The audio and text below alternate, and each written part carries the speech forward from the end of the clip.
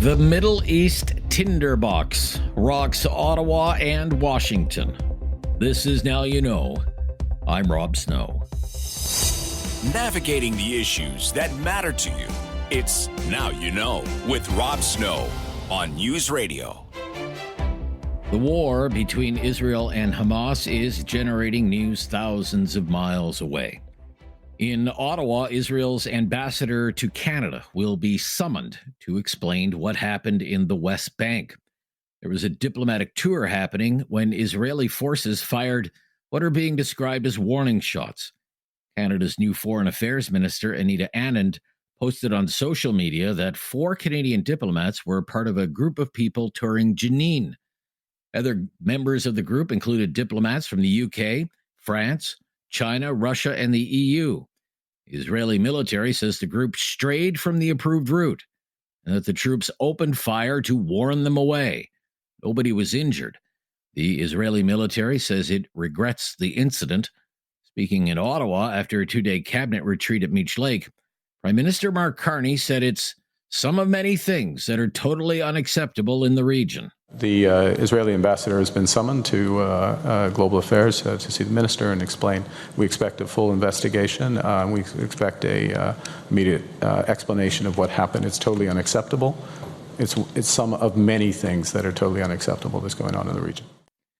Just days ago, the Carney government joined with the UK and France and threatened to hit Israel with sanctions if the country did not lift aid restrictions and cancel plans to escalate its military action in Gaza.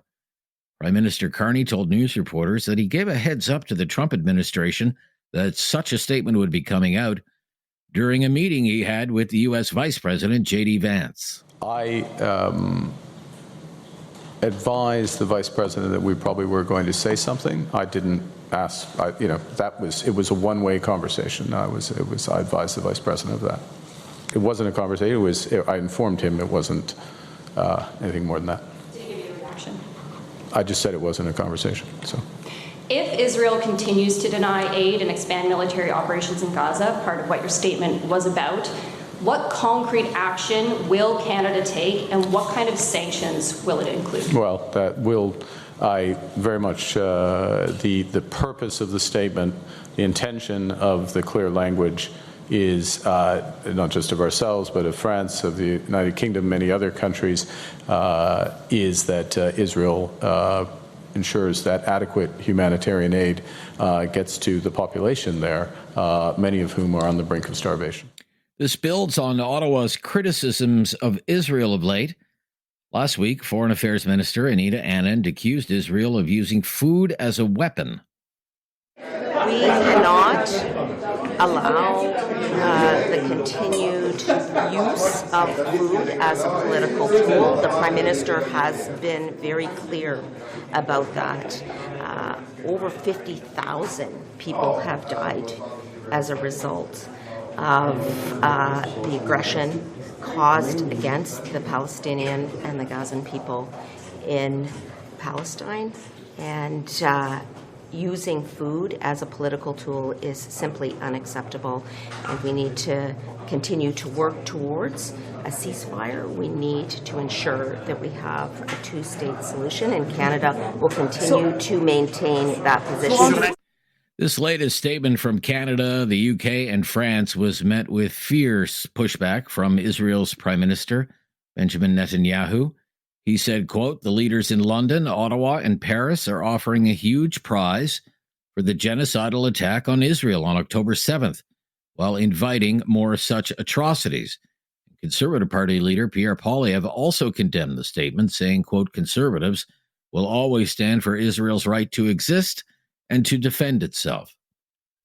Now let's go to Washington, D.C., where 2 staff members of the Israeli embassy in the U.S. Capitol were shot and killed last night. The pair were leaving an event at a Jewish museum. A suspect is in custody. He has been identified as Elias Rodriguez, 31 years old, of Chicago. The victims have been identified as Yaron Leshinsky and Sarah Milgram. Leshinsky was a research assistant. Milgram organized visits and missions to Israel. According to Israel's ambassador to the United States, Leszczynski planned to propose to Milgram during a trip next week to Jerusalem. Pamela A. Smith is the chief of the Metropolitan Police Department in Washington. Prior to the shooting, the suspect was observed pacing back and forth outside of the museum. He approached a group of 4 people, produced a handgun, and opened fire, striking both of our decedents. After the shooting, the suspect then entered the museum and was detained by event security. Once in handcuffs, the suspect identified where he discarded the weapon, and that weapon has been recovered, and he implied that he committed the offense. The suspect chanted, "Free, free Palestine," while in custody.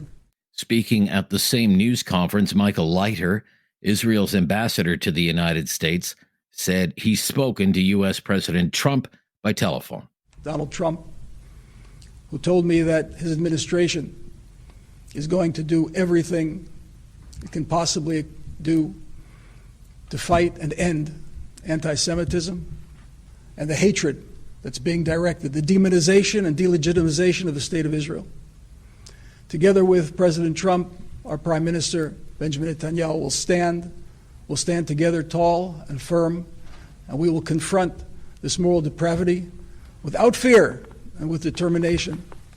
And now we'll turn to taking care of the families of these 2 victims. Pam Bondi is the Attorney General of the United States. We'll be doing everything in our power to keep all citizens safe, especially tonight our Jewish community. Our prayers go out. We have the FBI. All of our federal agencies will work hand in hand with you, Chief, as we have done, and you, Mayor, to do everything we can to keep our citizens safe. We will follow the facts. We will follow the law. And this defendant, if charged, will be prosecuted to the fullest extent of the law. Just prior to the shooting, the victims were attending the American Jewish Committee's annual Young Diplomats reception at the Capitol Jewish Museum. Last week, that museum was one of several nonprofit organizations in the D.C. area to receive grant funding to help increase security. I'm Rob Snow. This is Now You Know. This is News Radio.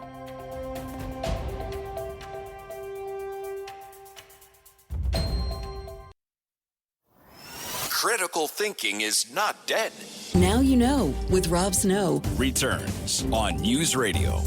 Well, he's my friend on the right side of things. Michael Taube is a syndicated columnist and speechwriter for former Prime Minister Stephen Harper. He's with us every week. Hello there. Hey, Rob. How are you doing today? I'm good. How are you? Not too bad. Doing okay. That's good. Okay. That's good. You have a column in the National Post today. It is about Canada Post. We're, about 12 hours away from what could be another strike. That's right. Canada Post. You float the idea that privatization of Canada Post should be explored. Why do you think that? It's not a new idea on my part or on other parts. It's been discussed before. I've actually written about the issue several times over the years. But I think that if we're going to keep Canada Post in some fashion, and I think we now know based on the recent IIC report and other things, we know that basically, as they said, Canada Post is virtually insolvent at this point. And the only reason that they're still around and haven't gone completely bankrupt is because earlier this year, the Liberal government, with then outgoing Prime Minister Justin Trudeau, approved a slightly over $1 billion repayable loan to Canada Post, which initially was brought in, to be fair, at least on their side, to sort of keep things afloat, make sure that they can pay their bills, that the $500 million in renewable bonds are met. Everything is sort of kept in place. But what we now have seen through the IIC report and Commissioner William Kaplan, who oversaw it, is that this money, and Canada Post executives and others have acknowledged it, without this money, they're done. It's basically the easiest way to say it. Like, there's just nothing there. Canada Post at one point was a profitable institution, but things have changed, as we know. You know, the way we actually deal with physical mail is quite different. We don't use it as a regular form of communication. We do a lot of things electronically, email, texting, electronic bills, etc. That's our life. That's most people's lives. Not everyone, but most of us. And for that reason, physical mail is just not as important or as impressive. At the same time, though, there still are certain things, whether it be letters, packages, presents, whatever, we still need it in some capacity. So what I did is I basically went back to an example that happened in the 19th century in the United States. Okay. There was a gentleman by the name of Lysander Spooner. Mr. Spooner, some people may know the name of. He was a philosopher. He was a political thinker. He's quite an interesting fellow overall. I mean, we don't really have enough time to get into it, but he had a cornucopia of ideas and a variety of things, and probably was one of the deepest thinkers, certainly in the United States, when it came to philosophical ideas and policies. Anyway, one of the things that he bought into, or he believed in, was that he found that the USPS, or the United States Postal Service monopoly, if you wish, was just basically a terrible enterprise dealing with excessive government interference, extensive regulation, and high postage rates. Which kind of sounds like Canada when you think about it. Right, so what he basically suggested was, no, I want to have competition. And he wrote about it in various ways. But he started something called the American Letter Mail Company. And it was started, Rob, in 1844. That's how far back we go to have private mail in North America, 1844. And to just put a little tidy bow on it, for a number of years, it did exceedingly well. It offered competitive rates for postage. It offered all these sorts of deals and incentives in terms of how the mail was being delivered. It was an effective product. It was liked by a lot of people. It had offices in major U.S. cities like Boston, Philadelphia, New York, etc., and it did really well until the United States government got irritated with its one direct competitor, took them to court, basically, opened the floodgates, spent as much money as they could to drown him, basically got all his financial resources in a mess, to the point where Congress basically got control of everything once again, changed the rules, ensured that things like this would not exist, and the American Letter Mail Company has ultimately folded. But what it proved in its short lifespan is that a private mail service can succeed in North America and can be competitive and can add can at least give consumers more choice than just having a postal monopoly. That's why I think Canada Post is not necessary. Open the marketplace up. Either privatize Canada Post or open the entire marketplace up to smaller companies who can offer competitive rates. Because as you, I, and many of the listeners know, the more freedom of choice we have, especially for consumer choice, the better off we are as a society. It certainly looks like there's going to be a strike tomorrow at Canada Post. The management and the union have no talks scheduled for today. And of course, the union has served notice. 1 minute past midnight, we're going on strike. 55,000 employees at Canada Post hitting the picket line for the second postal strike in, again, about 6 months. Now you know with Rob Snow continues on News Radio. Here with Michael Taube, syndicated columnist and speechwriter for former Prime Minister Stephen Harper. Bubble zone bylaws. The city of Calgary has a bubble zone bylaw. They're could be moving ahead through the Ottawa City Council at the municipal level to pass a bubble zone bylaw. They have one in Brampton. They have one in Vaughan. They restrict protest zones, and the Toronto bylaw would restrict protests around places of worship, around daycare centers, around schools. What do you think of the idea? Look, unfortunately, I think we've come to a point now in our society where this is inevitable. I don't think there is any other way around it. And certainly if you believe in individual rights and freedoms, and I certainly scream as loudly as most people do, the right to protest is part of our democratic rights. It is part of living in a democracy. The problem is that people have abused this privilege to the point that we have seen a lot of attacks on churches, on synagogues, on daycare centers, which even in that case don't have a religious or a faith-based association. We are now basically at a point where protesters who at one time would protest outside a facility and would not cause fights, bodily harm, or anything of the sort, they have now passed that line. They have crossed it completely. And it has now come to a point where I don't think we have much of a choice. You know, as an example, even though it's a bit different than what we're talking about, but it is kind of correlated. Look at what just happened in Washington last night at the Capitol Jewish Museum. That is a classic example right there, and I'm sure you've talked a bit about it on your show already. Oh, sure. Yeah. That's an example right there of why you need bubble zone bylaws. Yes, people will try to break it. They will try to pass it. They will try to do whatever they have to do to get past it if they're determined that way. But having the bylaw in effect ensures that, one, people are protected to some degree, not perfectly. And I can understand, for example, why some faith leaders are suggesting that 20 meters is not enough, which is what the city of Toronto is calling for. Yeah. I get that.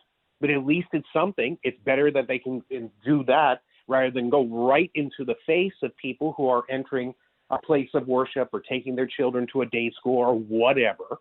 So that's at least an improvement. And secondly, do we want things like this replicated in our country? Calgary has taken the right example. You mentioned Brampton, Vaughan, all correct.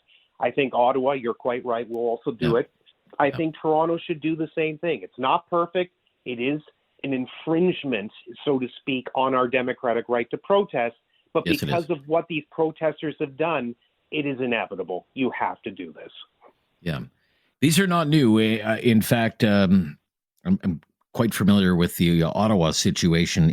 Back in 2017, so 8 years ago, Yasser Naqvi, who's a Liberal MP in Ottawa now, he's an Ottawa area MP. He was the Attorney General of Ontario, and he passed it was called a safe access zone law. That's right. Basically a bubble zone bylaw, and that had to do with the Morgentaler Clinic in Ottawa. So we have had these before. Now, the Toronto bylaws, as you say, is 20 meters away. It expires in 180 days. That's rather, I would say that's rather tame compared to some of the other bubble zone bylaws that have been in place. Usually, like, it can be 50 meters, 150 meters, and it's 24/7, 365. You're just not allowed to protest there. That's not what they're proposing in Toronto. No, they're not. But unfortunately, I think if you take a look at our mayor, Olivia Chow, and you take a look at the makeup of our left-wing city council in Toronto, that's why it is rather tame, to use your words, compared to other proposals. Okay. But you know what? Again, they watered it down a bit. Start maybe. in the right direction.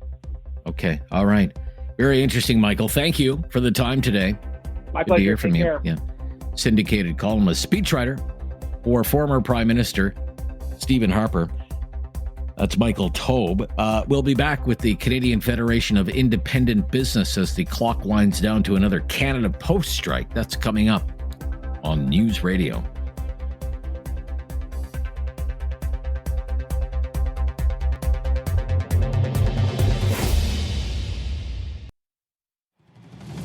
Now you know with Rob Snow continues on News Radio. We are less than 12 hours away from what could be the second strike at Canada Post in the last 6 months. So what could that mean for Canada's small and medium-sized businesses? Christina Santini is the Director of National Affairs at the Canadian Federation of Independent Business. Thanks for joining us. Thanks for having me on the air, Rob. How will your members be impacted by another Canada Post strike? Oh, and they're already calling in with great concern, I must say. We know that amongst our membership, 79% of them rely on Canada Post services. Some of them is to distribute flyers, but for others, it's to send and receive products that they need in their production or that they're selling to the market, or it's to receive payments. They're still getting checks in the mail, and that's what helps ensure cash flow, or to send out invoices. So there are many ways in which a small business owner can end up being affected. We have actually asked our members, how much did this mean in terms of costs or lost sales for you? And the last strike in December costed over $1.6 billion to small businesses. It's not a small amount. $1.6 billion in lost sales. because of the Canada Post strike. Yeah, And maybe not as severe this time around because, of course, the last one was in the run up to the Christmas shopping season, right? So the busiest time of year for retailers and for Canada Post. But still, you would anticipate a hefty price to pay. That's correct. We still anticipate that there will still be a high cost and impact. We already have some members, as I said, calling in saying that they have already seen a drop in their sales and demands. People are changing their purchasing behavior in anticipation of the strike. We've also had some individuals saying, hey, I'm due for a catalog mail out. This is how I go get my clients. It's by sending them, what we will end up having available for them in the next season, and I might not be able to send them out. So they'll have lost sales, but they'll also have storage fees and a lot of other costs to incur as a result. So, I mean, none of us has a crystal ball, but there could be a strike 12 hours from now. Who knows how long it will last? The corporation Canada Post has made an offer to the union. The union is looking it over. But Parliament resumes next week. So if there's a Canada Post strike and while Parliament is sitting, what would you like the government to do?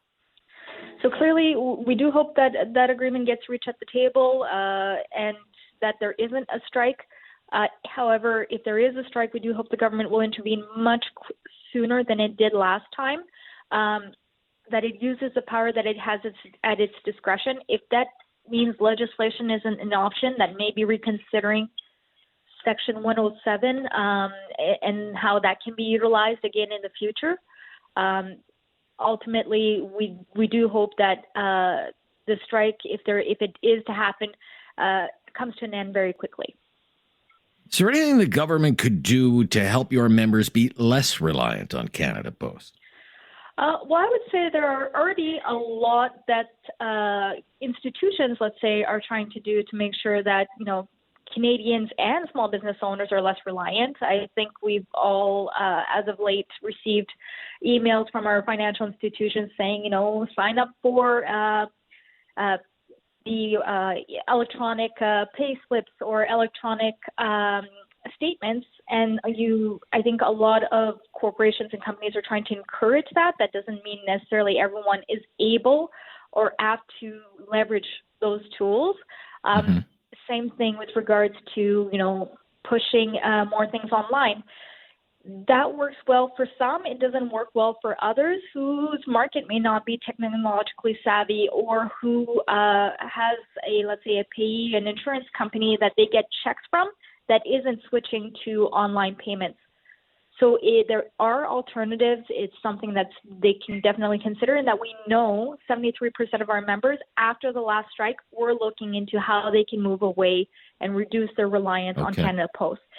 Again, Canada Post is very competitive.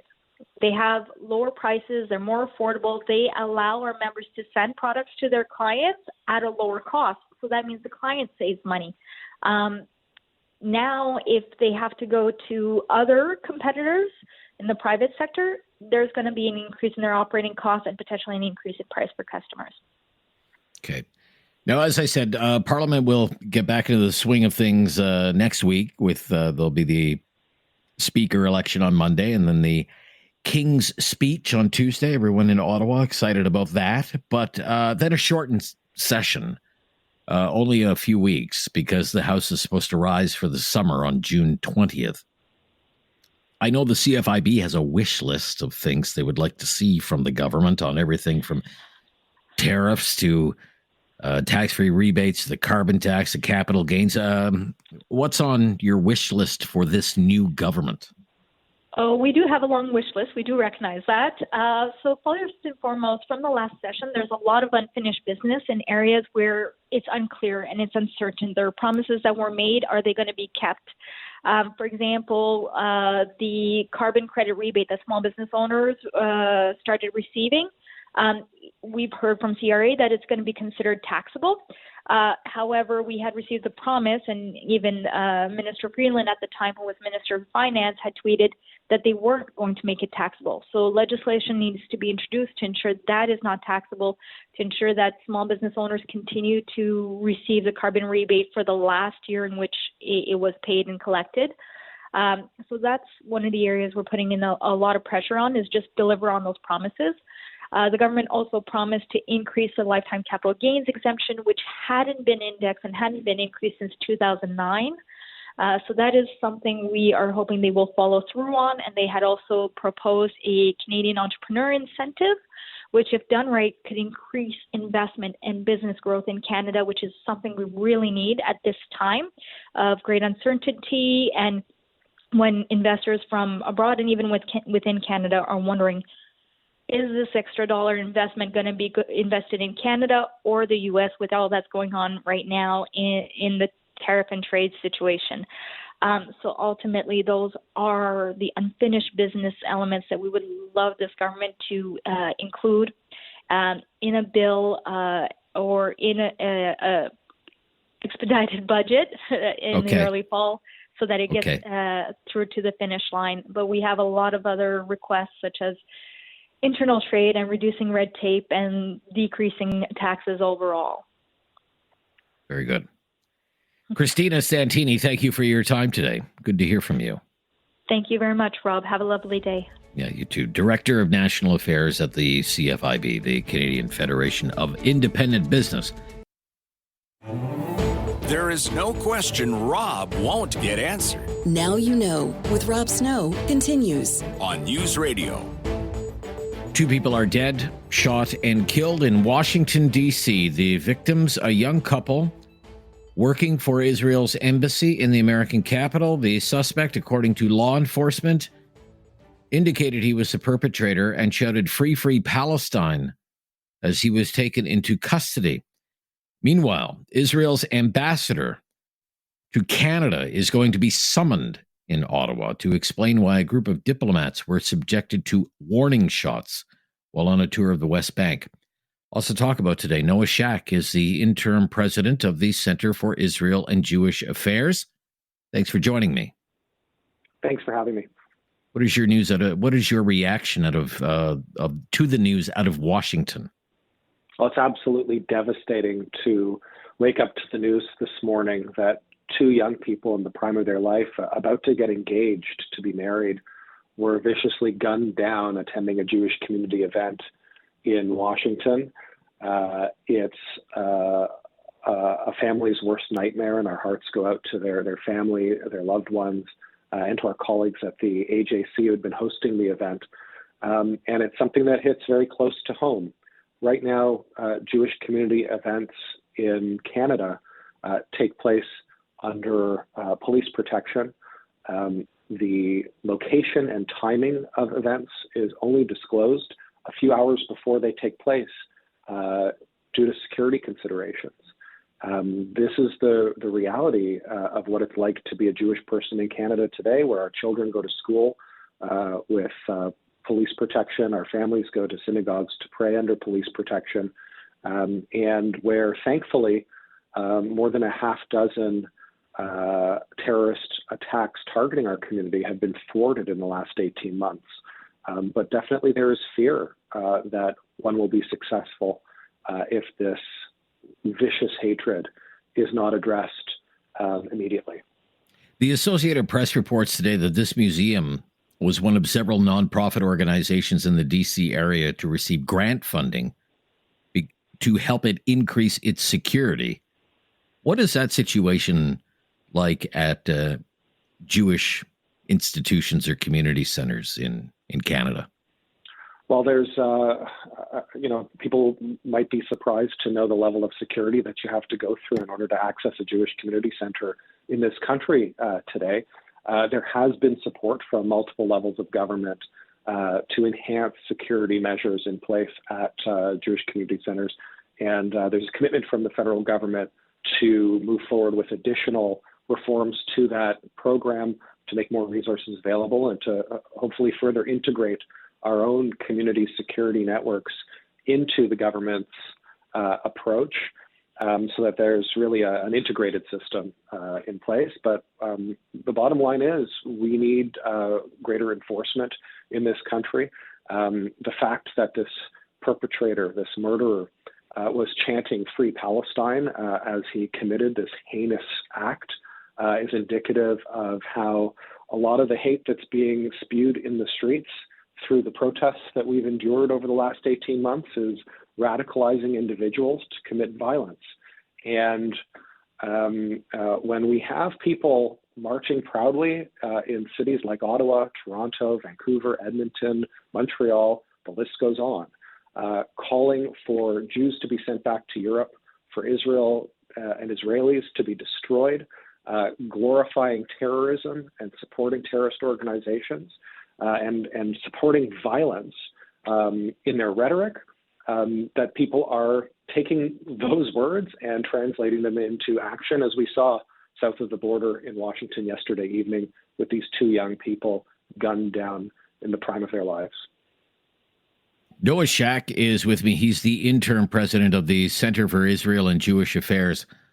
I have a number of other questions that I want to ask you about, including the fact that Israel's ambassador to Canada is going to be summoned in Ottawa over what transpired with these diplomats who were on a tour of Jenin in the West Bank. I would like to ask you about that if you'll hang on the line. Will you do that for a few minutes for me, Mr. Shack, please? Okay, we'll be right back. Here with a few more minutes with Noah Shack, the interim president of the Center for Israel and Jewish Affairs. So I know your time is tight, so we'll try and approach it this way.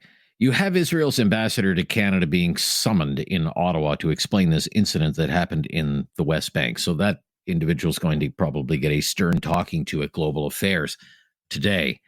But this comes just days after the Carney government joined with the leadership of the UK and France and threatened sanctions on Israel if it didn't lift aid restrictions and cancel plans to escalate military action in Gaza. So I guess the overarching question is, what do you think about the tone that is being set here by the new Canadian government as per Israel?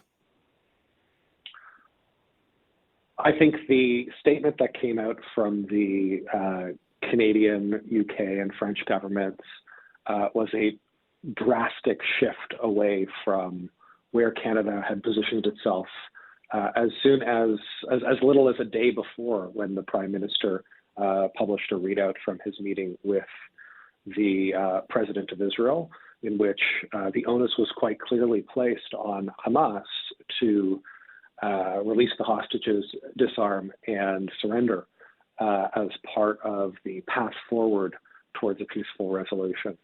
The statement that the three countries put out quite clearly shifted that calculation, calling for Israel to unilaterally cease military operations. And that is an alarming change from the longstanding position that the government has articulated.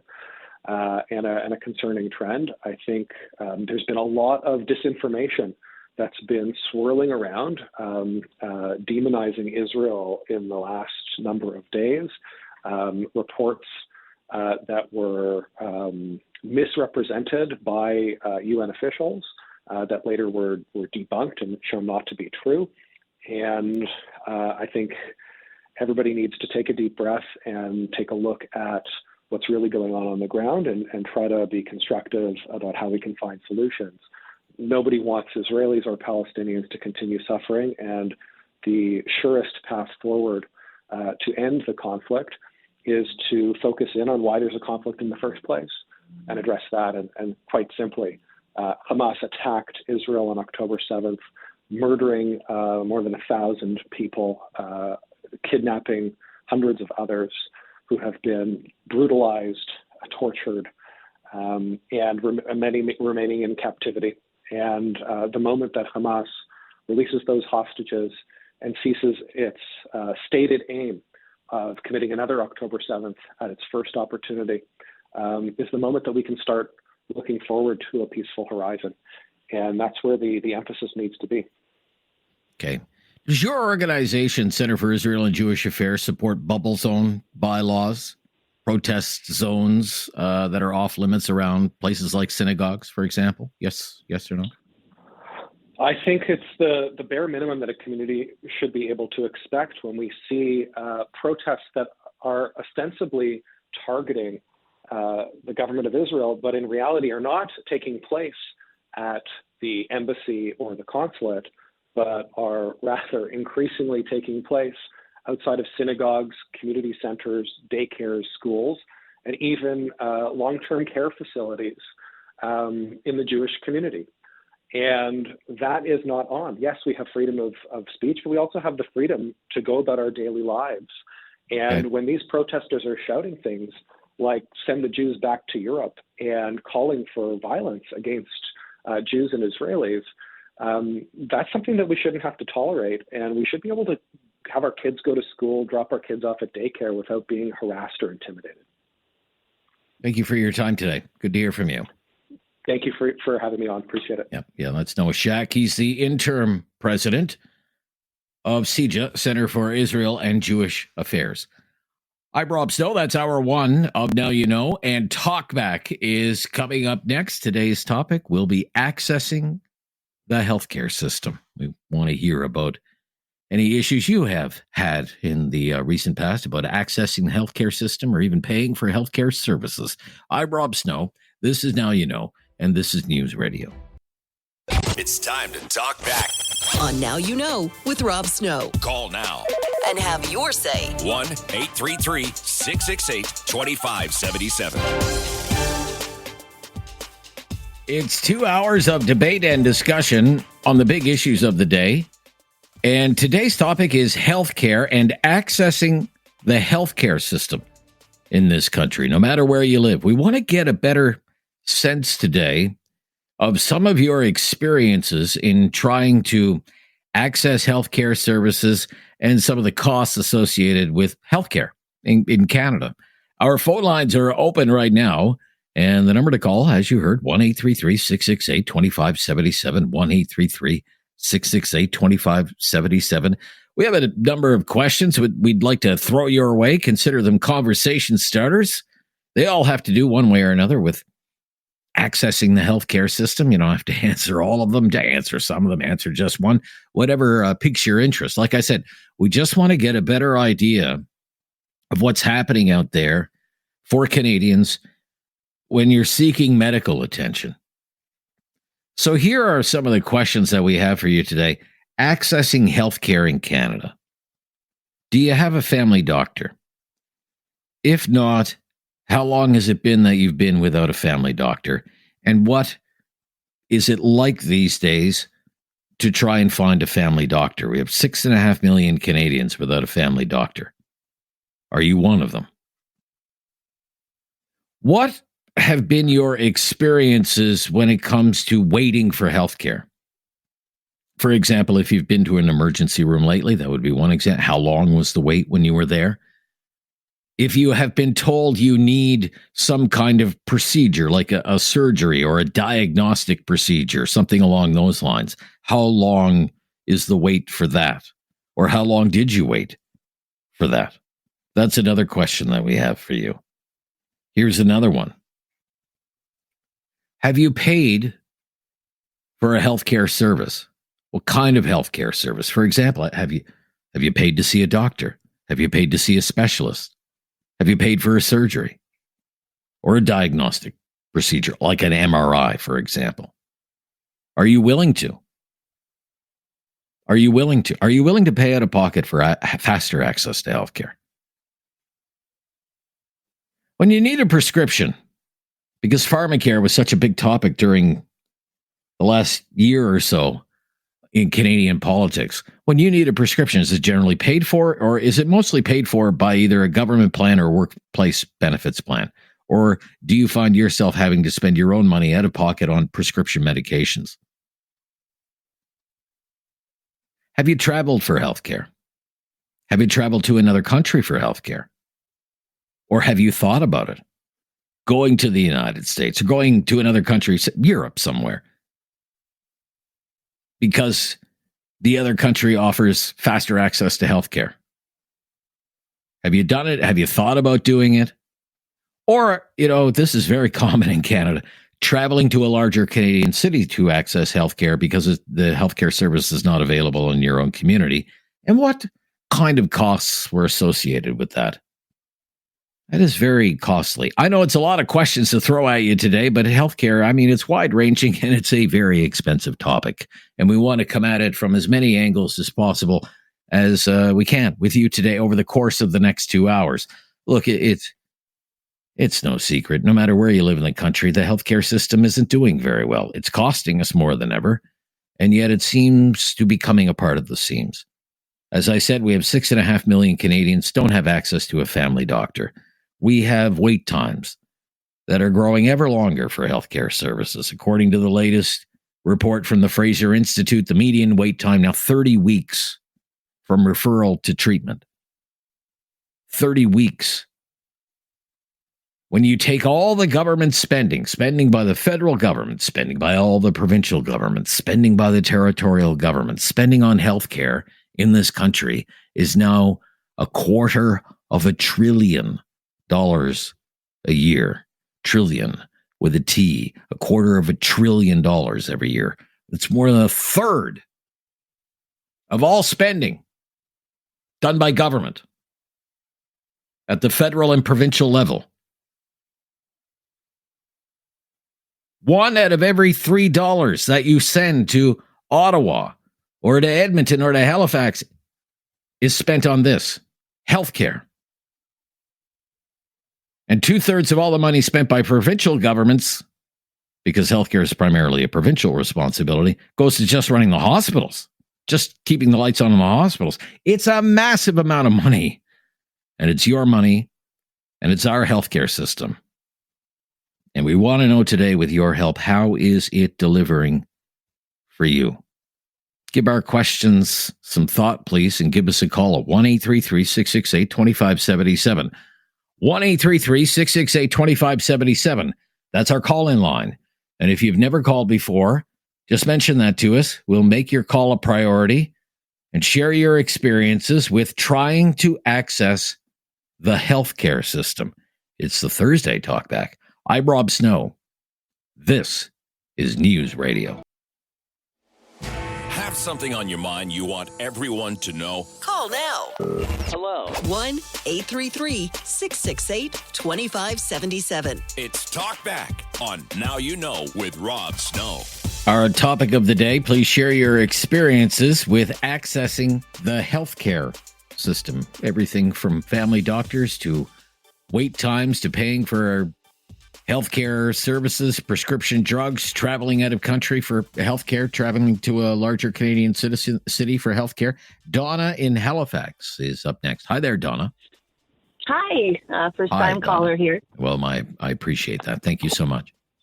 Absolutely. Well, it's funny. We lived in the States for 20 years, and we moved back 2017.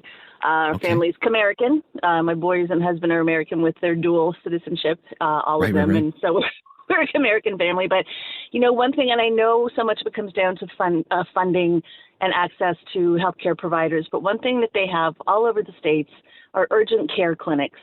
Now, they're not a walk-in clinic. They're like little mini ERs everywhere, in every city, in every state. Fantastic. It's taken the onus and the pressure off of the trauma ERs and stuff all over the place. They're open like 6, 7 in the morning till maybe midnight. And they cover most everything. If it's a major trauma, heart attacks, things like that, they would go to a hospital ER. But, fractures, UTIs, asthma, allergy, anything that is non-urgent but medically necessary, need to be seen, are managed there. Most of them are have their own pharmacy attached to it. Now, I know, obviously, having lived there for 20 years, there's a lot of differences between the healthcare systems. Sure. But if you woke up at the QE2 in Halifax or, Denver General, and you didn't know where you were, the healthcare provided is the same. Protocols, treatments, the whole thing. Now, when you leave the hospital in the States and you get the bill, that's a different story, obviously. Right. Okay. But, I mean, it's the funding. And I guarantee if they had the staff and you had nurses and doctors also had the option to work at some of these clinics, it would just free things up so much. And I actually had a fall before Christmas walking my dog a couple of years ago, and it was right before Christmas, and my husband took me to the ER at 10:30 that night, and I was discharged from the ER, or left the ER at 11:30 the next morning, and saw a physician at 11 the next morning. Like how Right. So crazy like the wait almost times are. like 13 hours in the ER. Yeah. Right. Yeah, care was fine and Wow. appropriate and all that, Sure, and it sure. wasn't a fracture. I got seen right away because they were really concerned it was a major fracture. It wasn't, thankfully. But I think things, and actually Premier Tim Houston was on the Todd Bino show today at noon, and I tried, I was on hold to try to talk to him about this as well, but there wasn't enough time in the show. A lot of us were on hold. But urgent care clinics, it's thinking outside the box with the healthcare system here. Until we get the staff and some of the funding, so those are ongoing issues. But there's things that can be done. I think that's a major thing. Now, in the United States, you lived there for 20 years. You said. Yes. Right. What was it like to try and pay for healthcare insurance? Was that Yeah, healthcare insurance is literally thousands of dollars a year out of pocket that you pay for a family of four that we had. So your employer will pay half of your your benefits. If it's $300 a month for just you, they'd pay $150, let's say. Now all that increases as the older you get and the more people you have in your plan. And most of them are 70-30 or 80-20, which means that before the insurance even kicks in, you're liable for 20% of the payments. That would be like a deductible? That would be like a deductible, yeah. Okay. Yeah. And then, so once you pay your deductible, then they'll kick in and they will probably just pay 70 or 30% of the total bill, and you're still on the hook for the rest of it. If you don't pay your healthcare bills in the States, they will send collections after you. We never had those issues, but I've heard plenty of stories. But, and most people, a family of four, let's say, would have a $15,000 to $20,000 deductible, meaning that they would pay that out of pocket for anything before, the insurance would kick in. And I know it could be a financial hardship for here in Halifax or wherever. Let's say it's $150. I think it's something like that for an ambulance to take you from your house or wherever it's to about the that. hospital. Yeah. For them an ambulance to pick me up at my house in our town in Colorado and go to one of three major hospitals, anywhere from 2 to 5, 6 miles, in depending on which hospital, it's a minimum of $1,500 to $1,800.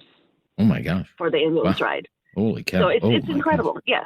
That is incredible. Okay, Donna. Well, look, thank you. I'm glad you could get through today. Yeah, it's good to hear from you. Our phone lines are jammed. We're talking about accessing the healthcare system today from every conceivable angle that we could come up with. Steve in Calgary is up next. Hi, Steve. Hey, Rob. How are you? First-time caller? Well, I appreciate that, Steve. That's 2 in a row. I'm on a roll here. So what are your experiences with accessing the healthcare system? So it's good and bad. Okay. Had to have a few emergency visits, and similar to the person prior to there speaking, I was in the emergency room for a good 10 to 12 hours until I got released. They took care of me right away with some chest pains. They do the initial exam, of course. When they figure out that things aren't serious, then you have to sit and wait to see the doctor. So not great there. But I also want to say I've had a great experience I had a case of COVID, which I believe then turned into a sinus infection, completely stuffed up, went to see my doctor, tried few different things, finally requested for a CT scan that unfortunately I had to pay for because it was such a long wait list. Did set me back $500. Okay. But when you pay for it, I got in within 3 days, and it feels like you're at a bit of a luxury hotel because you get a nice little separate waiting area, bottled water, all that type of stuff, because of course you're paying for it. The other people that are not paying for it is sitting over in a waiting room with like 30 or 40 people. So it's a bit of a different experience. But when I got the CT scan done and they found out, there was some issues, I was into an ENT within 3 months, then had surgery another month later. So that experience is really good. You hear some horror stories about people waiting 9 to 12 months to get in to see ENTs. I was in within 3 months. So I've had good and bad. Good and bad. Just if I could ask, if you don't mind, we're a little tight here. On the CT scan itself, you paid $500 because the wait was too long. How long was the wait going to be? Didn't know exactly, but it could have been 3-4 months, and I just wanted to get this sorted. And fortunately, I had to get it over. I decided to pay it.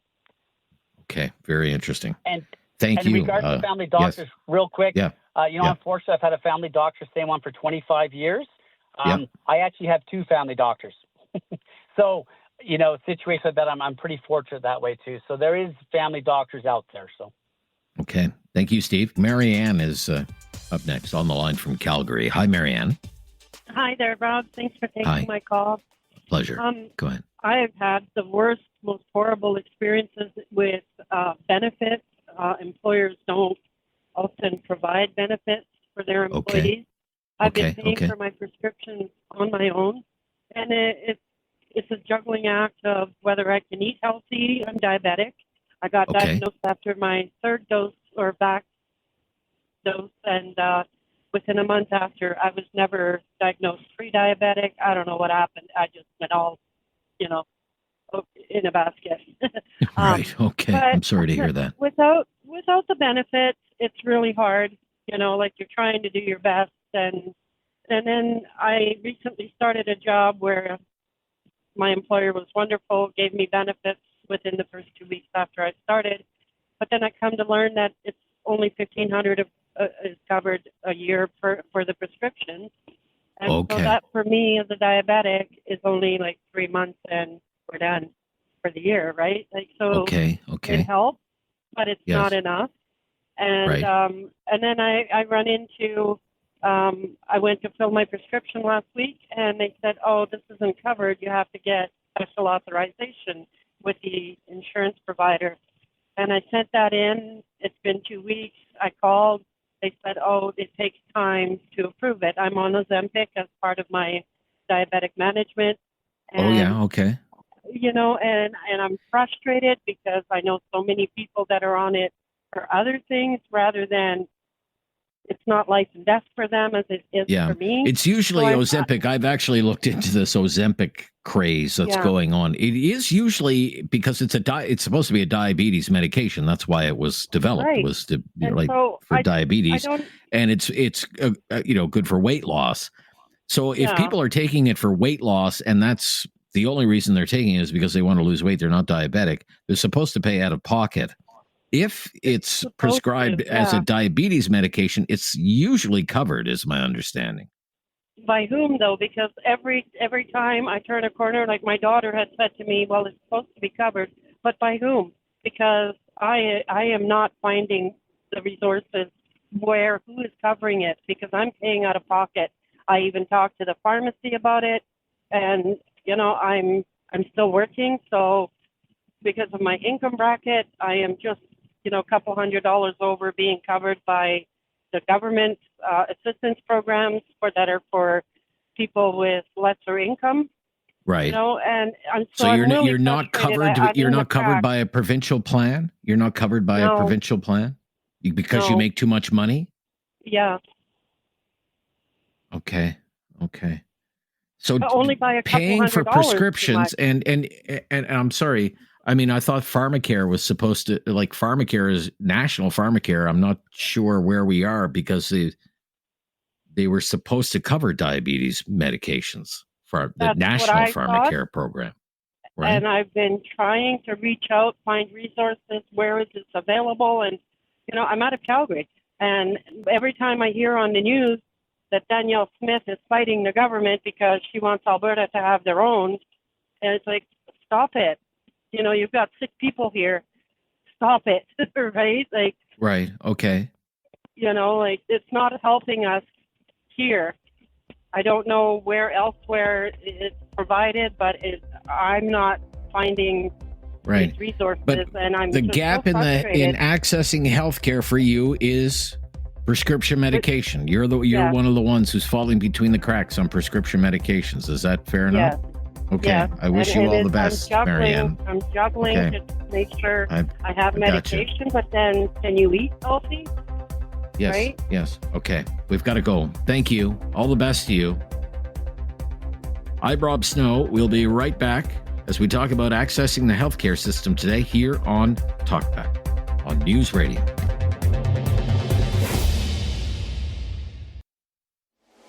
Have something on your mind you want everyone to know? Call now. Hello. 1-833-668-2577. It's Talkback on Now You Know with Rob Snow.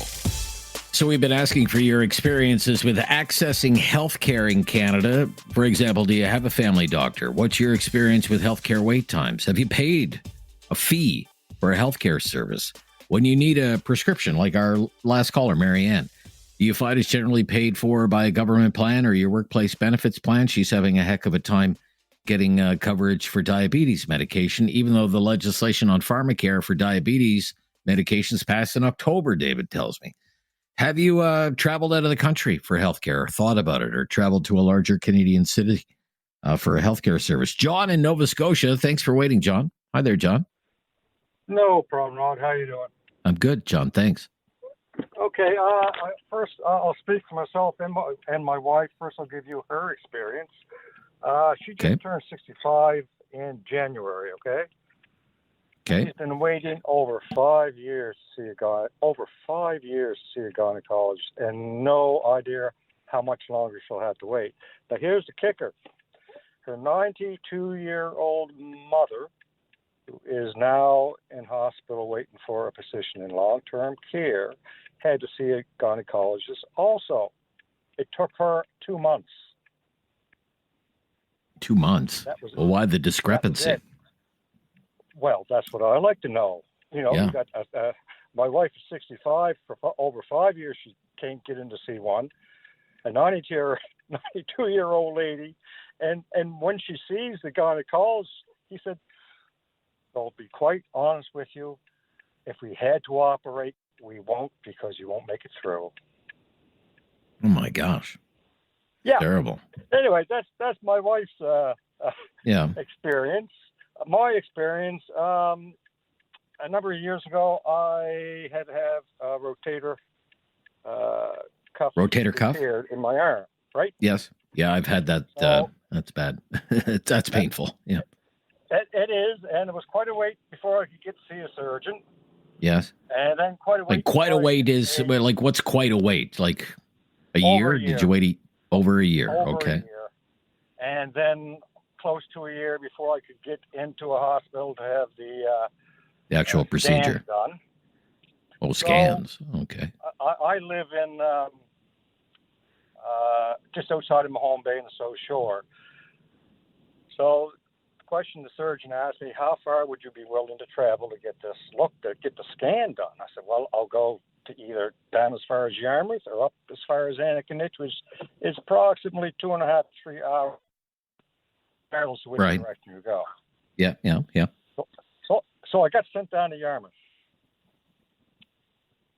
Did the work, waited to get the call from the surgeon, went to see a surgeon, and he's looking at it, and he's sort of got this look on his face, and he says, they did the wrong arm. They did the wrong arm? They oh, my took God. The scan of the wrong shoulder. Oh, my God. So then, they did the wrong arm. Oh, my God. They did the wrong arm. Yeah. And then I had to go up to Anakinich, which is in the opposite direction. Yes. I don't know how many weeks after that. So when he had the two pictures side by side, he said, they're both really bad. Which one do you want done first? Right. Well, I'm right-handed. Let's get the right one done. Right. So that's done. It's not too bad. Right. There were some complications later, which turned out okay, thankfully. Okay. So now I'm at the point where the other one is really, really bad. Yeah. I got to go through this whole process again. Even though they've already done scans, I got in touch with the surgeon I had before. No, you now have to go for new Have scans. you, let me ask you, because you've been through it. Have you ever thought about just paying for it privately? Or is that just not feasible for you? No. Okay. It's all really right. not that feasible. Okay. No, let me ask you something else, John. Yeah. So, for example, Mahone Bay on the South Shore of Nova Scotia to Yarmouth would be how far a drive is that? 2.5 to 3 hours, depending on the traffic. So when you went there, did you go there and come back in the same day? Yep. You did? Okay, you did a round trip. You didn't stay overnight, rent a hotel or anything like that? No. Whatever. No, okay. There's a lot of people who do that, if they come from, say rural Nova Scotia to go to Halifax for a healthcare service. I mean, it's a great expense. I mean, they got to go to Halifax. They got to get a hotel. They got to stay overnight. They got to eat. It's a big expense, right? So and I'll tell you, there was a time when that used to be within reach, but the way everything has gone now, Rob, it's out of reach for most people.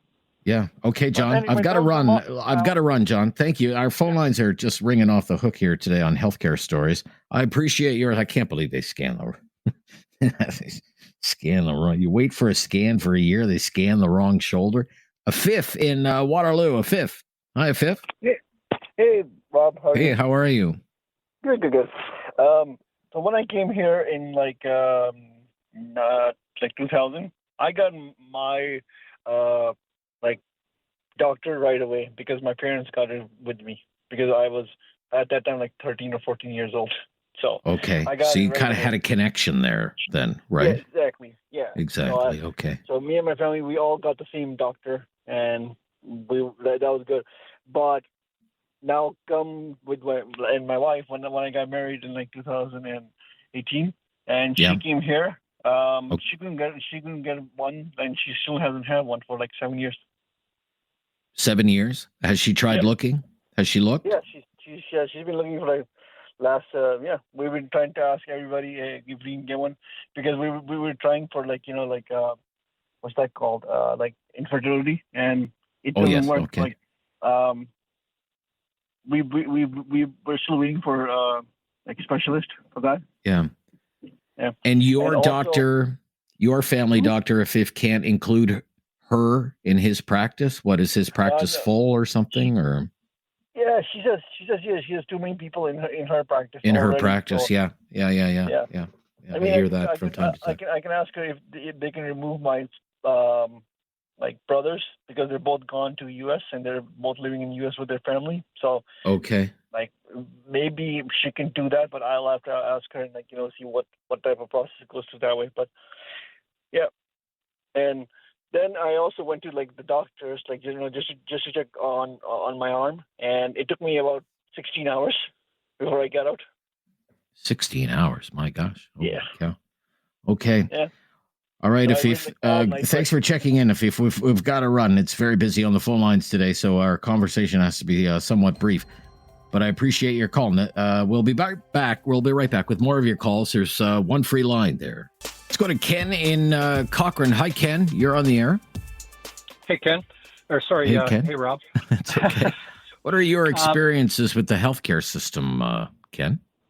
Well, my experiences are fairly positive, although I did have to wait a couple of years before I got another family doctor when we moved from one part of Alberta to another. A 3-hour drive to go and see my family physician back in Edmonton. But there was no problem with going into a walk-in clinic if I needed assistance or whatever during that period of time. So there is that. The other thing, though, is that we've, since the days of Tommy Douglas, we've continued to expand this healthcare program and create expectations that I think are unsustainable.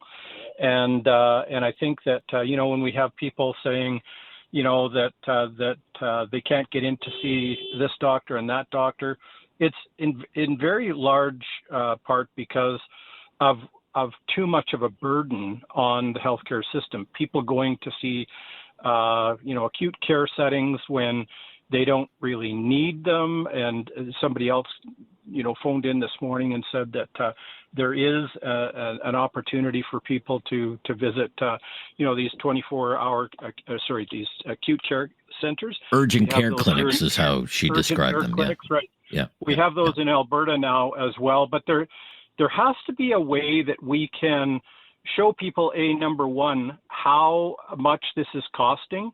25, 30 years ago in Alberta, we used to get a yearly statement that showed what the cost of your treatment was over the period of that year. And it really did kind of make you think a little bit.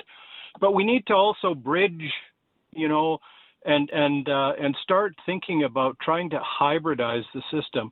And I know the Tommy Douglas folks will say, We don't want a two-tiered healthcare Right. system. That's not the Canadian way. That's not how we do things here. And but we've got to think about how we can release the pressure on the public healthcare system. If we did that and allowed people to actually go out of the healthcare system and maybe have some doctors practice 75 or 60% of their time in the public healthcare system and say, you have to do that. If you don't, then you're not practicing medicine in Alberta.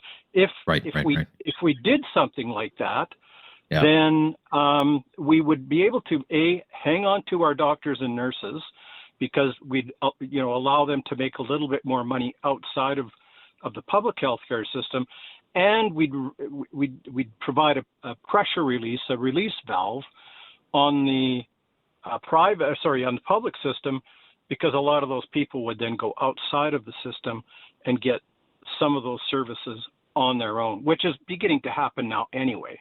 Yes. Yeah, it is. Anyway, it is. That's all I have to say. Yeah. All right, Ken. Thank you. Yeah, good to hear from you. Nathaniel up next on the line. Nathaniel. Hi, Nathaniel. Hey, Rob. Hi, so I guess I lost to stay here. Okay. I moved from Manitoba to Calgary about 2 years ago. So to find a family doctor was challenging, though. When I did find one, he within a few months wanted to do walk-ins only, so I had to find a new one. And I guess the challenge there has always been a language barrier, if I could say that. It's just it's not my preferred choice of who I would want as a family doctor, but I guess I do have someone to advocate for myself. So that's a good thing. I'm a 36-year-old male. I'm healthy. Yeah. But, for a while there, I was going through, challenges with just tingling and whatever else. So, thought MS. So I got in. I gained there pretty quickly. But a lot of the time where I got into these things quicker than others was I also had someone at a sports medicine clinic that was also kind of advocating for myself and getting me through the system a little quicker, because he didn't know people, but I think I was just lucky, fortunate that I had more people kind of requesting different testings. I think the biggest issue I'm having today is, looking at a surgery, a very minor surgery, but it's a 1.5 year wait. So I can go private for $2,500. Well, a 1.5 year wait, and it's been 2 years of pain. I'm a long distance runner and whatever else. So, I'm still walking, but that $2,500 is probably well worth me. Time is money. Time is money. What's your quality of life worth? Is it worth $2,500? Absolutely. These are the kinds of decisions that Canadians are facing, I think, increasingly. Now, do I want to wait a year? Do I want to be in pain a year? What if the pain gets worse and I have to miss work or whatever? Right? You got $2,500 might seem like a bargain. Yeah. So I don't know. I guess I don't know how a two-tiered system will look, but I guess I make very good money overall for my age, and I would definitely be okay with having a private private care in my arm's reach, because my health matters, and I want to be as active and as healthy as I can be until I'm much older. So what I can do now will also save the system if I could fix some of these issues than having to take up doctor's appointments and other things. So All right. Very interesting. Thank you. Yeah. Thank you, Nathaniel. Thank you. 1-833-668-2577. It's Ryan in Okotoks. Hi, Ryan. Hey, Rob. How the hell are you? Oh, I'm hanging in there, buddy. I'm hanging in awesome. there. Thank you. Pardon me. So almost literally a year ago yesterday, I got in for a rotator cuff surgery. Before the date of the surgery, I was given a couple options. I needed a CAT scan. I needed an MRA. The CAT scan was scheduled about 2 months after. They told me, I needed one. That was fine. I could wait for that. The MRA was scheduled about 13 months after they submitted the request. So I did pay for that because talking to my surgeon's secretary, she said basically once you get that done, you can pick the date you want your surgery. So I paid the $1,300, had the MRA done, called her right after. She had the results 2 days later, and I was in for surgery literally 8 weeks after that. And that I could have got in a bit earlier. But because I paid for it, I was able to pick the dates, took the summer off, had the surgery. So that's one thing. So I don't know if the surgeon was overly busy, but definitely the technicians doing the scans and all that, they must have been backed up. So I didn't mind paying that. But when I paid for it, they said, here's the receipt. You can definitely use this, as a when you do your tax return. And I thought that made sense. But when I did my taxes this reason, I was unfortunately told I didn't qualify to use that as a tax write-off. Okay. Fortunately enough, I had a couple extra bucks. I was able to pay for it. I was able to schedule the surgery around the date that worked for my family and I had a great experience with the surgeon. Unfortunately, I don't know what would have happened if I had to wait. But all in all, in the end, I do believe the surgeon has a bit more time than technicians, which doesn't make a lot of sense to me. Let me ask you, say from the time your GP or your primary care provider said, we think there's something wrong with your rotator cuff, to the time it was all sorted out and you had the surgery, how long was that whole process, do you figure? I was in with the surgeon for a consultation, let's say October, and I had the surgery, May last year. Okay. So well, how long did it take you to see the surgeon, though, the first time around? How long? Well, about 8 years before that, my doctor referred me to the specialist. But I started a new job. I pushed off the date for the consultation and the surgery because I was able to do that. Oh, I see. Okay. And literally 8 years later, I found the email. I called his assistant, and she got me in 2 weeks later. I did 100% of the legwork myself. My GP had nothing to do with it. Right. And when it came to paying the $1,300, I mean, did you give that some thought, or was there any hesitation there, or did you just kind of say, I've got it, I'm going to spend it, I want to get this over with? Now, the second the assistant said if you can get in earlier, she didn't mention if you got the money, but if you can find a way to get in for the MRA earlier, you can literally almost pick your date for surgery. Right. Okay.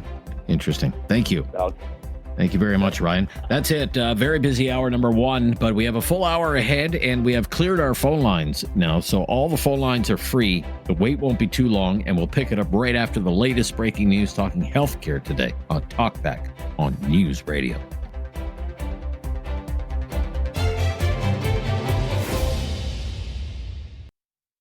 It's time to talk back on Now You Know with Rob Snow. Call now and have your say. 1-833-668-2577. So we've been talking about healthcare today. Just our focus is accessing the healthcare system, actually getting the healthcare service that you need in a timely fashion.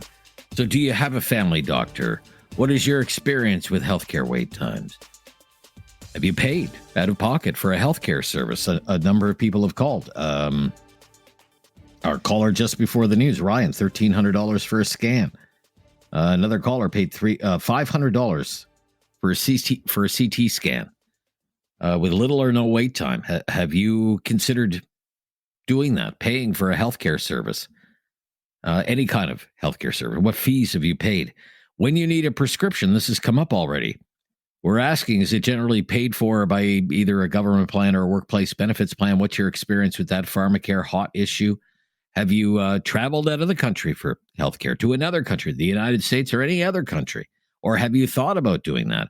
Or traveled to a larger Canadian city to access a healthcare service because it's not available in your own community? Linda is in Kitchener and is up next on Talkback, hour number 2. Welcome to it. Linda, hi there. Hi, Rob. Hi, Linda. I'd like to make 3 points, if I can. Go ahead.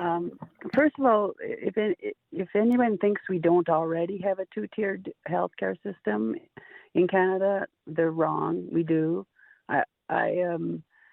My pharmacist told me about a clinic in Toronto where I can pay an annual subscription and then go whenever I want for ultrasounds or MRIs or whatever, doctor's appointments. And a number of his other clients use that service. They commute to Toronto for it.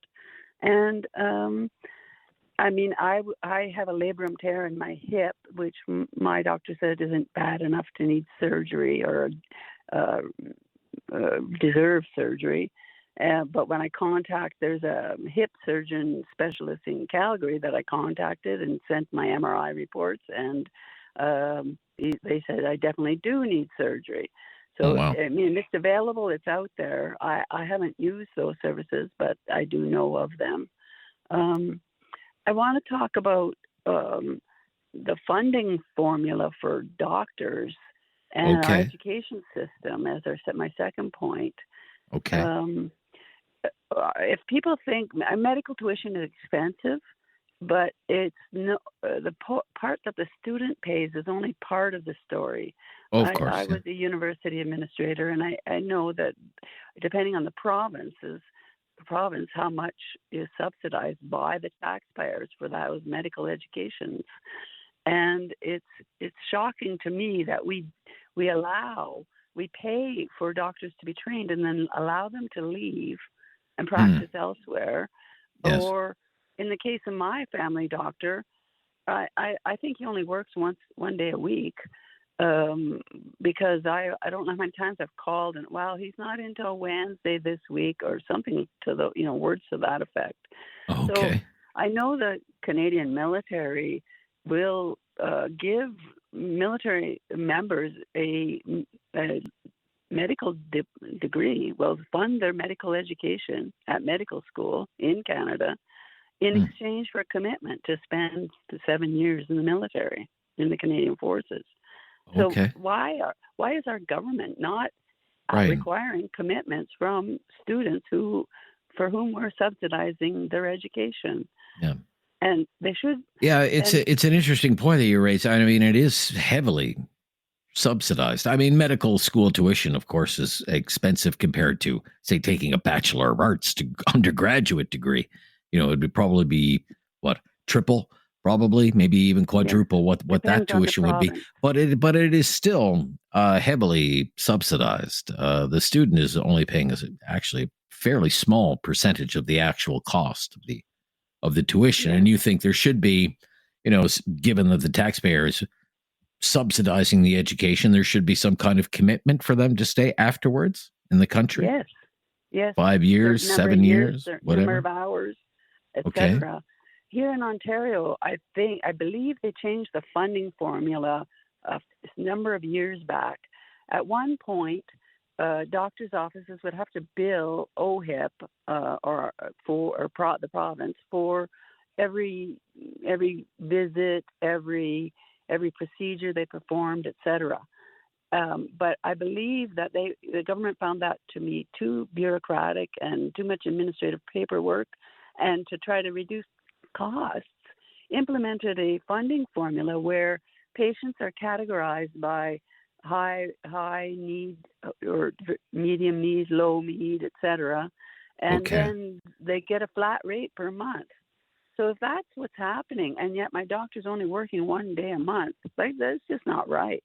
We're not getting the service. I had to wait 6 weeks to get a prescription renewal. Oh my God! To get a prescription renewal on regular medicine, like blood pressure medication that I've been taking for 30 years.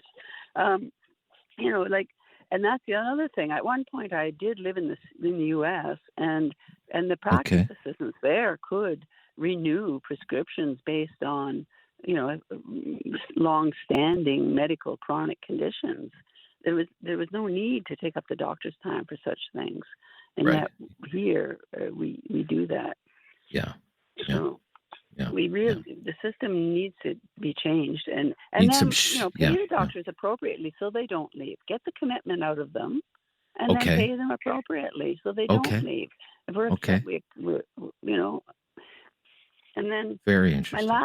My last point that and I think probably one of the most important is nutritional education, because the latest research now, if you look at the scientific abstracts and research reports, that almost a huge percentage of our illnesses are caused by what we take into our bodies for eating and drinking or smoking or whatever.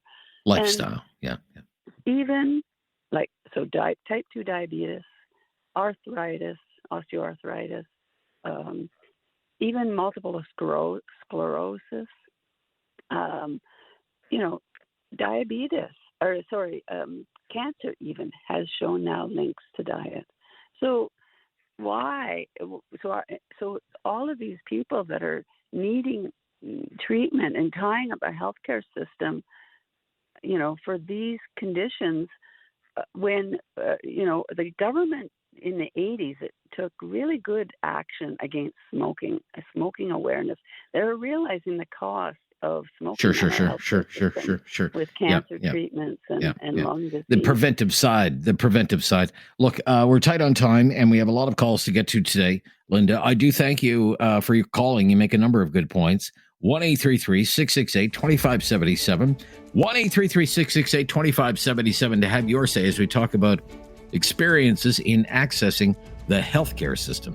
More of your calls just ahead on News Radio. Richard up next in Calgary. Hi, Richard. Hi, Rob. Thanks for taking my call. Yeah, my pleasure. Well, I've heard a lot of stories in the past hour. Some are sad, some are tragic. Mine, I'd like to say, has been nothing short of a success through the healthcare system. That's good. Requiring a triple bypass and a lower mandible replacement due to cancer, and had everything done within a year. Within a year, start to finish. Okay. Correct.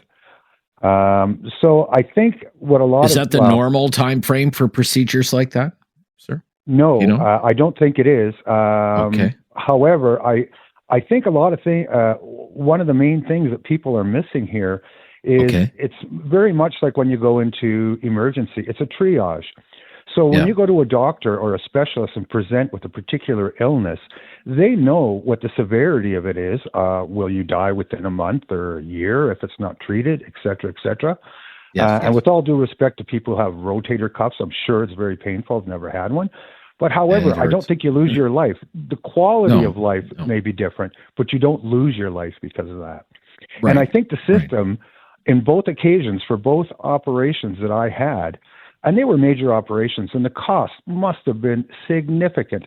My bypass surgery, there was probably anywhere from 8 to a dozen people in that operating room.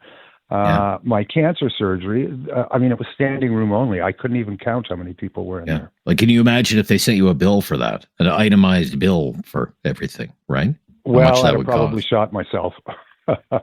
No, I shouldn't say a bill, but like an invoice or statement or something. Not that you would have to pay it or something. Can you imagine what the? Yeah. Correct. And there was a previous caller at the beginning of the hour that had mentioned here in Alberta, we used to get monthly statements that said how much Alberta Healthcare had paid on your behalf to physicians. And even back then, and this is going back 15, 20 years maybe, and I was taken aback to see how much it costs. And, the physician doesn't get all that money. There's administrative costs. There's a government handling cost of it. Again, I'm not dissing people that say, I had to wait so long. But I do believe that when push comes to shove, the most urgent of cases are taken right away. Okay. Glad to hear it, Richard. Glad to hear you're doing well. Still with us. Calling this show. That's great. 1-833-668-2577. 1, 2, 3, 4 lines available. The wait won't be too long. Talking healthcare today on Talkback. The latest breaking news is coming up on News Radio.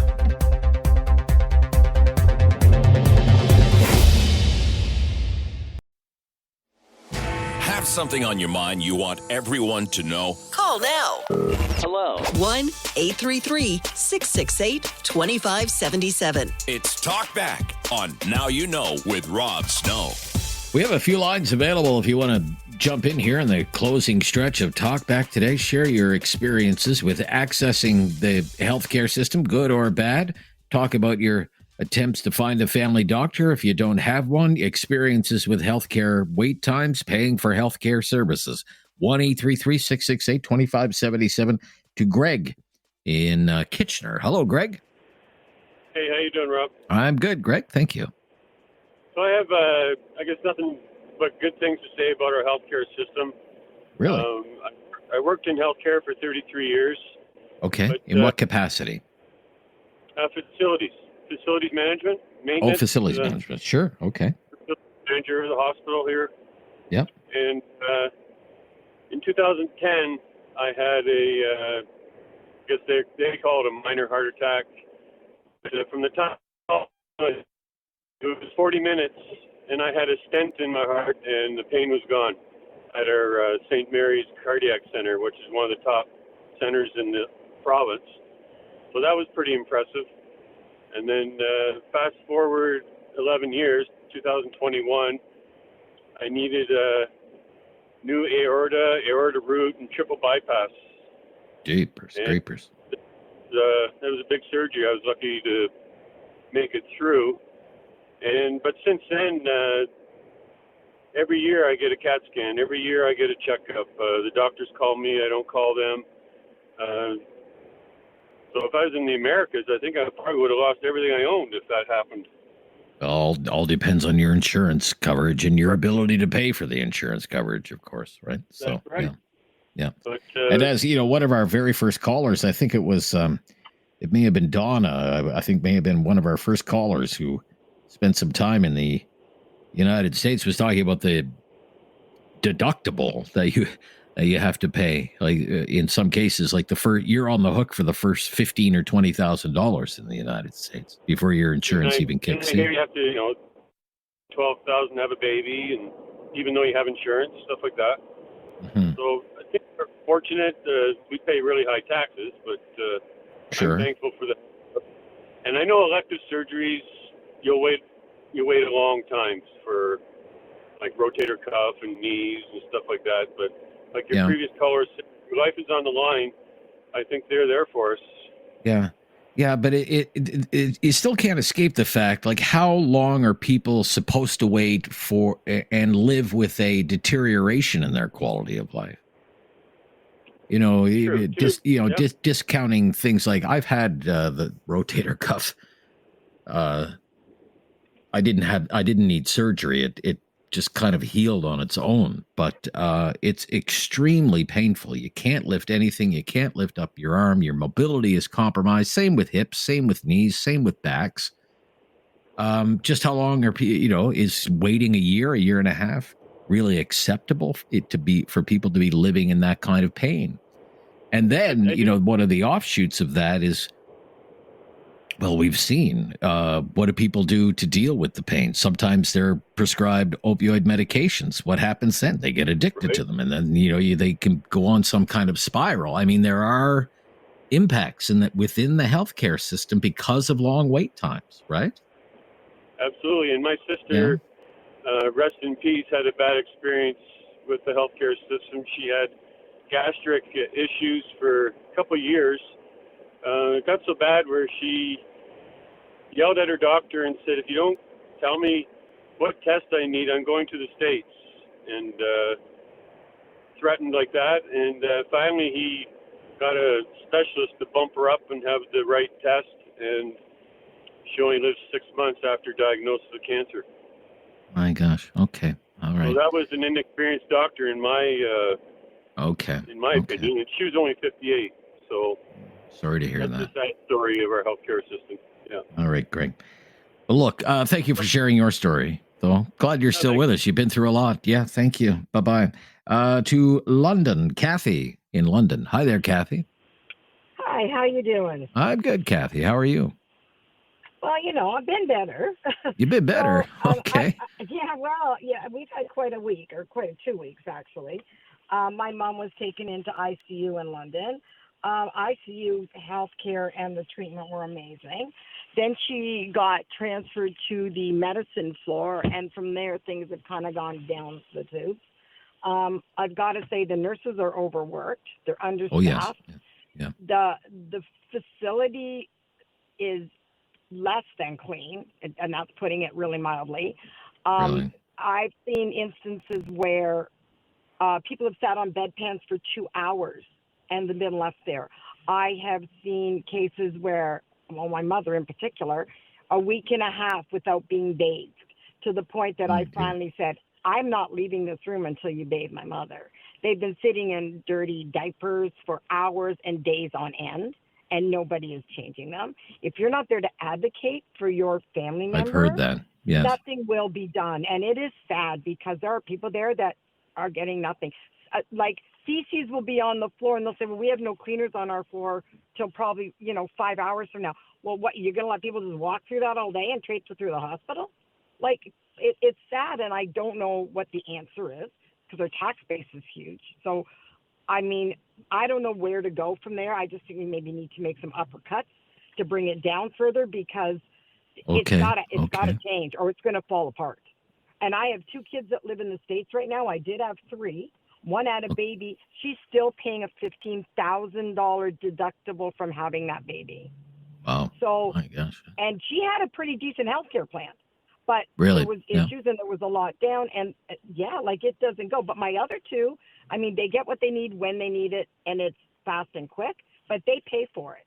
If you can, it's great. If you can't, you're in trouble. So I don't know what the trade-off is, but I'm telling you, our healthcare system's got to change or it's going to crumble and people are not going to survive this. They can't. People are going to die because of the substandard healthcare. I mean, in Ontario, it sounds like Alberta's doing okay, but we're not doing so great here in Ontario. All right, Kathy. Thank you for your call from London, Ontario today.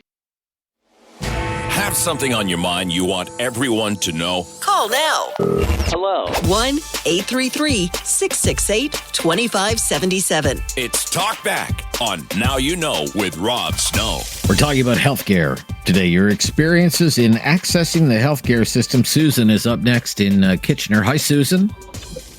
Hello?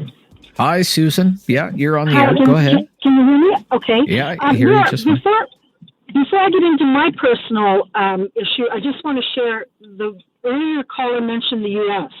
My son lived down there for 28 years. He moved back a couple of years ago because he had some really significant problems that happened in the hospital.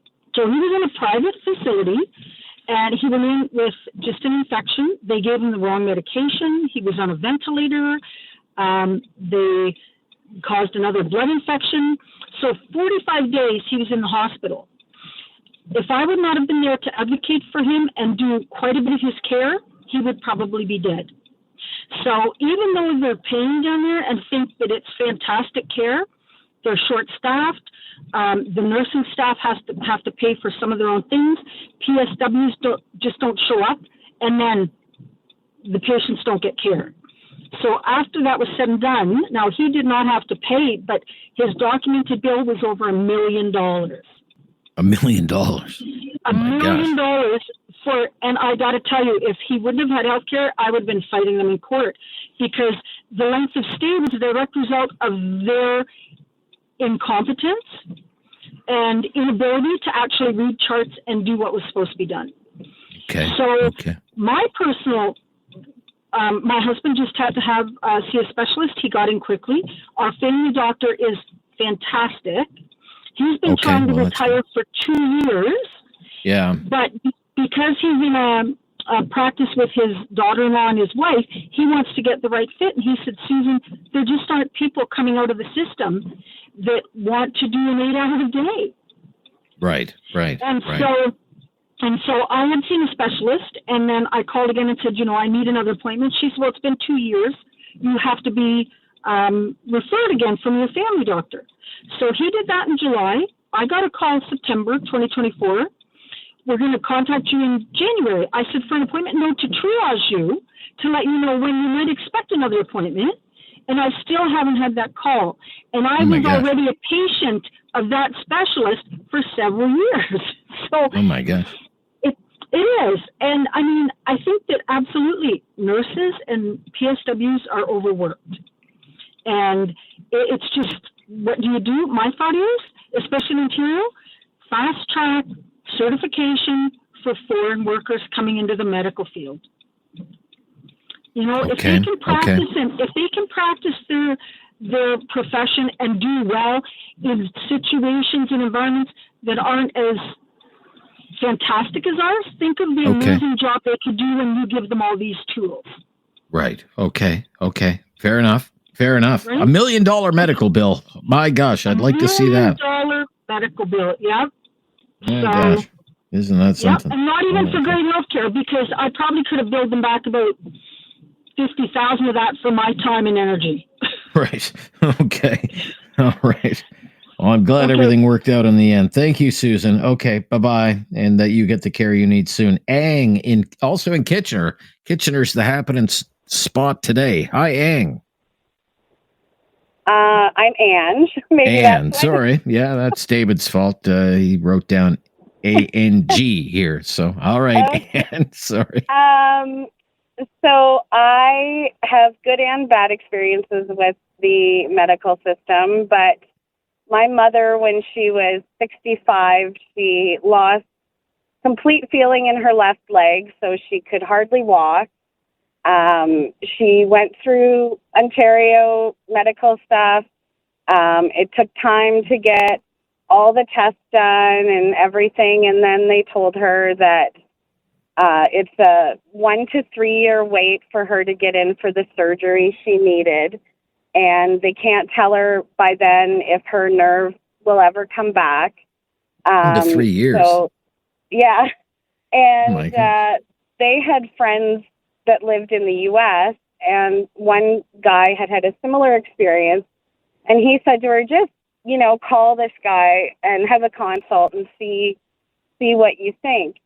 And so she did, and they paid a lot out of pocket. They were lucky they could afford it. And she went to the U.S., and the advantages of her doing that were huge.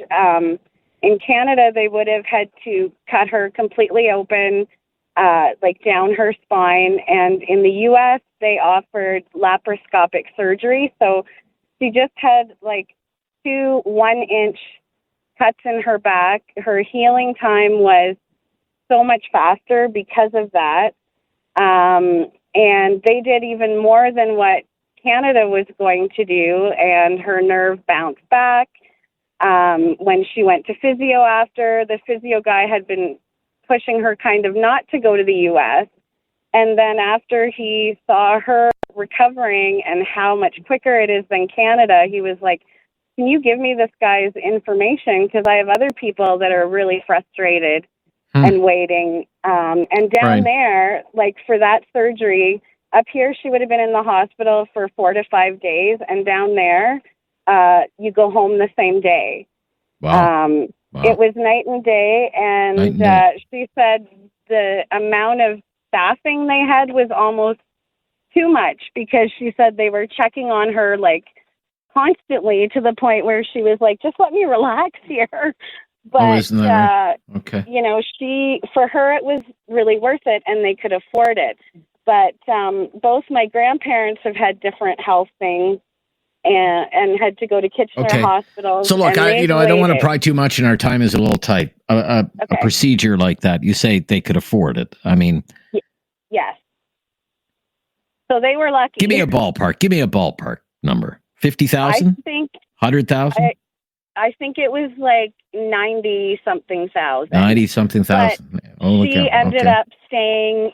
She did choose to stay the night because she also has rheumatoid arthritis, and she was just really worried she couldn't do it in a hotel, right? Well, look, I'm glad it worked out. Look, we're tight on time. I really appreciate your call. That is kind of it sounds like night and day, but, $90,000 out of pocket. I'm Rob Snow. Talk back. Healthcare, the topic of the day. You're on News Radio. Have something on your mind you want everyone to know? Call now. Hello. 1-833-668-2577. It's Talk Back on Now You Know with Rob Snow. We've been talking about healthcare today, accessing the healthcare system, family doctors, wait times, paying for healthcare services. Wade in Kitchener up next. Hi, Wade. Hi, Rob. Yeah, hi, Wade. Hi, I'm from Sylvan Lake, Alberta. Okay, well, Anyway. I'll take that. Yeah, okay. Yeah, Wade from Sylvan Lake, of course. So Wade. Yes. Healthcare. I'm on my flip phone today, by the way. Okay. Healthcare in Alberta. I have absolutely zero complaints. I've been treated like gold. But I think some of the rules and laws get in the way of healthcare. And I can give you an example. about 5.5 years ago, I lost my sense of humor. That's what I call it. Apparently, it ended up being depression. Okay. I finally got in to see a doctor that was taking new patients. He put me on a drug, and he said, you probably won't feel anything for 4 to 6 weeks. Well, in 3 days, my anxiety level dropped to the basement, and about 2 weeks later, my sense of humor started to come back. Good so for I you. had a friend in Red Deer who was going through a horrendous amount of pain and had been in all this pain and seeing the same doctor for about 7 years, and he couldn't seem to get any further than he was. And the day I talked to him, he said he was almost ready to lift his lid. He was in so much pain. So I said I'd see if I could get you in to see my doctor. So I phoned the clinic. I talked to reception, all that, and they said, no, he's taken no patients. And I said, well, can I give him my spot? And they said, no, can't do that. And I said, well, this is even might save somebody's life here. And they were like, no, you can't do that. So I sat down and I wrote a letter to the doctor that saw me. Okay. And I thanked him so much. And then they wouldn't let me email it, or I had to fax it or take it down there. So I took it down there. Right. I gave them the letter. Yes. 2 days later, the clinic got a hold of me and said, no problem, we'll take on your friend, and you don't have to worry about finding another doctor. We'll take you on as well. Oh, isn't that good? That's incredible. That's good. Since then, I had to move on to another doctor because this particular guy moved back to the U.S., but my friend is way happier, and I've got another doctor that has gone out of his way to find out what's wrong with me. I had some infections in my leg and stuff, but nothing life-threatening or anything. But generally good care by the sounds of things. And look, our time is tight. Wade, I'm glad everything is working out for you. And all the best. And thank you to everyone. Thank you, Wade. Thank you. Yeah, that's our time for today. You're playing the music already. Thanks, everyone, for sharing your stories on accessing the healthcare system, the most important social program there is in this country.